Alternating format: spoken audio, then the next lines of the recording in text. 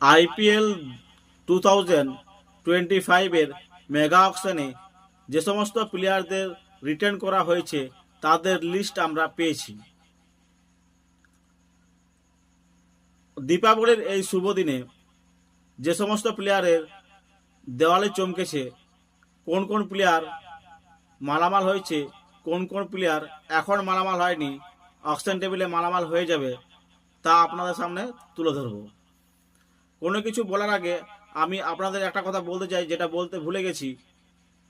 শুভ দীপাবলি, শুভ দীপাবলির প্রীতি ও শুভেচ্ছা। এবার আসি প্লেয়ারদের লিস্ট নিয়ে। এবারের আইপিএলে যে প্লেয়ারটি সব থেকে মালামাল বেশি হয়েছে সে কিন্তু ভারতীয় নয়, সে সাউথ আফ্রিকার হেনরিচ ক্লাসেন। এসআরএইচ তাকে 23 কোটি টাকা দিয়ে রিটার্ন করে। সেকেন্ড আমাদের কিং কোহলি, আরসিবি তাকে 21 কোটি টাকা দিয়ে রিটার্ন করে। থার্ড নিকলাস পুরন, 21 কোটি টাকা দিয়ে তাকে রিটার্ন করে এলএসজি।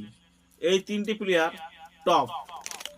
এমআই 18 কোটি টাকা দিয়ে জাসপ্রীত বুমরাকে রিটার্ন করে ও আমাদের সঞ্জুকে 18 কোটি টাকা দিয়ে রিটার্ন করে রাজস্থান রয়্যালস। এবারের আইপিএলে কে রাহুলকে রিটার্ন করা হয়নি। এটা আগে আপনাদের বলেছি যে কে রাহুলকে রিটার্ন করা হবে না, এলএসজি কে রাহুলকে রিলিজ করবে। আই থিঙ্ক কে রাহুল আরসিবিতেই যেতে পারে। শ্রেয়াস আয়ারকে কেকেআর রিলিজ করে, ঋষভ পান্তকে দিল্লি ক্যাপিটালস রিলিজ করে। ঋষভ পান্তের সঙ্গে দিল্লি ক্যাপিটালসের কি হয়েছে এখনো জানা যায়নি, কেন তাকে রিটার্ন করলো না। ঋষভ পান্ত যথেষ্ট ভালো প্লেয়ার। হার্দিক পান্ডিয়া এমআতে থাকছে এবং হার্দিক পান্ডিয়া এমআইকে লিড করতেও পারে। রিঙ্কু সিংকে কেকেআর রিটার্ন করে 13 কোটি টাকা দিয়ে, যা 2024-এ তাকে মাত্র 55 লাখ টাকা দিয়ে খেলতে হয়েছিল। সে আজকে 13 কোটি টাকা পেয়েছে, যেটা তার সত্যি প্রাপ্য। রোহিত শর্মাকে 16 কোটি টাকা দিয়ে রিটার্ন করে মুম্বাই। যারা ভেবেছিল রোহিত শর্মা আরসিবি বা কেকেআর বা আরো কোনো টিমের সাথে হয়ে খেলতে পারে, কিন্তু রোহিত শর্মা এমআইতেই খেলবে। সব থেকে অবাক করেছে পাঞ্জাব। পাঞ্জাব রাবাডাকে রিলিজ করেছে, অর্শদীপ সিংকে রিলিজ করেছে। অর্শদীপ সিং বর্তমানে ভারতের টপ উইকেট টেকার। ওয়ার্ল্ড কাপে জাসপ্রীত বুমরাহ থেকে উইকেট সংখ্যা অর্শদীপেরই বেশি ছিল। তিনটি বড় প্লেয়ার অকশন টেবিলে যাচ্ছে, ঋষভ পান্ত, শ্রেয়াস আয়ার, কে রাহুল। এই তিনজনের মধ্যে একজন তো মোটা টাকা ছাপবেই।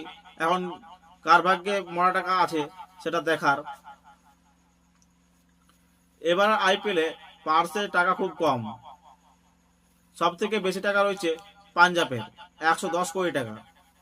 পাঞ্জাব কিন্তু অকশন টেবিলে যে কোনো বড় প্লেয়ারকে কেনার জন্য ঝাঁপিয়ে পড়তে পারে। আরসিবির কাছে রয়েছে 83 সিআর, ডিসির কাছে রয়েছে 73 সিআর, এলএসজির কাছে রয়েছে 69 সিআর, গুজরাটের কাছে রয়েছে 69 সিআর, সিএক্স এর কাছে রয়েছে 55 সিআর, কেকেআর এর কাছে রয়েছে 51 সিআর, এসআরএইচ এর কাছে রয়েছে 45 সিআর, এমআই এর কাছে রয়েছে 45 সিআর, রাজস্থান রয়্যালস এর কাছে রয়েছে 41 সিআর। সানরাইজ মুম্বাই ও রাজস্থানকে একটু চিন্তা ভাবনা করে প্লেয়ার কিনতে হবে, কারণ তাদের পাশে টাকা খুব কম। এবার আপনাদের বলি আসল কাহিনী। রোহিত শর্মাকে মুম্বাই রেখেছে, হার্দিক পান্ডিয়াকে রেখেছে, সূর্যকুমার যাদবকে রেখেছে, জাসপ্রীত বুমরাহকে রেখেছে। এমআই টপ রিটার্ন প্লেয়ার হলো জাসপ্রীত বুমরাহ, সেকেন্ড টপ হলো হার্দিক পান্ডিয়া ও সূর্যকুমার যাদব, থার্ড রোহিত শর্মা, ফোর্থ তিলক ভার্মা। হার্দিক পান্ডিয়া পেয়েছে 16.35 সিআর, সূর্যকুমার যাদব পেয়েছে 16.5 সিআর, রোহিত শর্মা পেয়েছে 16.3 সিআর এবং তিলক ভার্মা পেয়েছে 11 CR. Jasprit Bumrah 18 CR. CSK যে সমস্ত প্লেয়ারদের রিটার্ন করেছে, ঋতুরাজ Gaikwad 18 CR, Pathirana 13 CR, Shivam Dube 12 CR, Jadeja 18 CR ও Dhoni 4 CR. Rajasthan Royals Buttler, Boult, Chahar এই তিনজনকে রিলিজ করেছে, যা আমাকে অবাক করে। চার হলো আইপিএল এর most wicket taker. Rajasthan Royals যে সমস্ত প্লেয়ারদের রিটার্ন করেছে: জয়সপাল 18 CR, Sanju 18 CR, Riyan 14 CR, Sandeep Sharma 4 CR, Dhruv Jurel 14 CR এবং হিটমায়ার 11 সিআর। আরসিবি যথেষ্ট বড় বড় প্লেয়ারদের রিলিজ করেছে। মোহাম্মদ সিরাজ তাকে রিলিজ করেছে, আকাশদীপ তাকেও রিলিজ করেছে, ম্যাক্সওয়েলকেও রিলিজ করেছে, ডুপ্লেসিকেও রিলিজ করেছে। আরসিবি বিরাটকে রিটার্ন করেছে 21 সিআর, রজত পাইদার 11 সিআর আর ইএস দয়াল 5 সিআর দিয়ে রিটার্ন। সানরাইজ হায়দ্রাবাদ যে সমস্ত প্লেয়ারদের রিটার্ন করেছে: Travis Head 14 CR, Pat Cummins 18 CR, Klaasen 23 CR, Abhishek Sharma 14 CR, Nitish Kumar Reddy 6 CR. সব থেকে স্ট্রং টিম এসআরএইচ যে সমস্ত প্লেয়ারদের রিটার্ন করেছে তারা সকলে ম্যাচ উইনার। এলএসজি কে রাহুলকে রিলিজ করেছে, নিকলাস পুরনকে রেখেছে, রবি বিষ্ণুকে রেখেছে, ময়াঙ্ক যাদবকে রেখেছে ও আয়ুষ বাদানিকে রেখেছে। কেকেআর যে সমস্ত প্লেয়ারদের রিটার্ন করেছে তার মধ্যে 1 নম্বর হচ্ছে Rinku Singh 13 CR, Varun Chakravarthy 12 CR, Sunil Narine 12 CR, Russell 12 CR, Harshit Rana 4 CR এবং রমনদীপ 4 সিআর। কেকেআর যথেষ্ট ভালো রিটার্ন করেছে, দে হ্যাভ গুড টিম।